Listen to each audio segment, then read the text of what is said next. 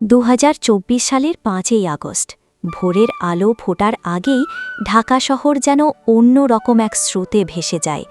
বহুদিনের ক্ষোভ, অবহেলা আর অন্যায়ের বিরুদ্ধে মানুষ রাস্তায় নেমে আসে। প্রথমে বিশ্ববিদ্যালয়ের ছাত্ররা, তারপর শ্রমিক, পেশাজীবী আর সাধারণ মানুষ। সবার কণ্ঠে মিশে যায় একটাই স্লোগান, আমাদের অধিকার চাই, দেশের ভবিষ্যৎ চাই। সেদিন শুধু ঢাকা নয়, চট্টগ্রাম, রাজশাহী, সিলেট, বরিশাল, খুলনা, দেশের প্রতিটি শহরেই মানুষ গর্জে ওঠে। সকাল থেকেই মোড়ে মোড়ে ব্যানার প্ল্যাকার্ড হাতে মানুষ জড়ো হতে থাকে। কেউ পতাকা উঁচু করে ধরেছে, কেউ স্লোগান তুলছে। রাস্তায় তখন আর যানবাহনের শব্দ নেই, কেবলই জনতার গর্জন। দুপুর গড়াতেই উত্তেজনা তীব্র হয়। ঢাকার কেন্দ্রে যখন বিশাল মিছিল পৌঁছায়, তখন শাসক গোষ্ঠী বাধা দেয়। শুরু হয় দমন পীড়ন। কাঁদানে গ্যাসের ধোঁয়ায় ভরে যায় বাতাস, গুলির শব্দে কেঁপে ওঠে শহর।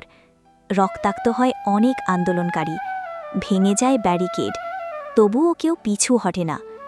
যেন প্রতিটি মুখে অঙ্গীকার, আজ না লড়লে ভবিষ্যৎ হারাব।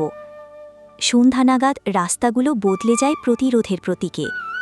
আগুনে জ্বলছে ব্যারিকেড, উড়ছে পতাকা, আর মুষ্টিবদ্ধ হাত উঁচু করে দাঁড়িয়ে আছে হাজারো মানুষ। এটা কেবল একদিনের বিক্ষোভ নয়, এটি পরিবর্তনের ঘোষণা। ৫ই আগস্ট তাই শুধু একটি তারিখ নয়, এটি জনতার জাগরণের দিন। অন্যায় যত বড়ই হোক, ঐক্যবদ্ধ মানুষের শক্তি তা ভেঙে দিতে পারে। এই শিক্ষা দেয় সেই অভ্যুত্থান।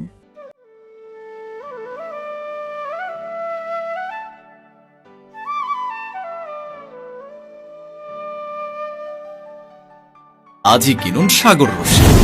সাগর রশি দীর্ঘস্থায়ী, টিকসই আর অনেক শক্তিশালী হওয়ায় প্রবল পানির স্রোতেও মাছ সহ জাল ছিঁড়ে পানিতে ভেসে যাওয়ার কোনো সম্ভাবনা নাই।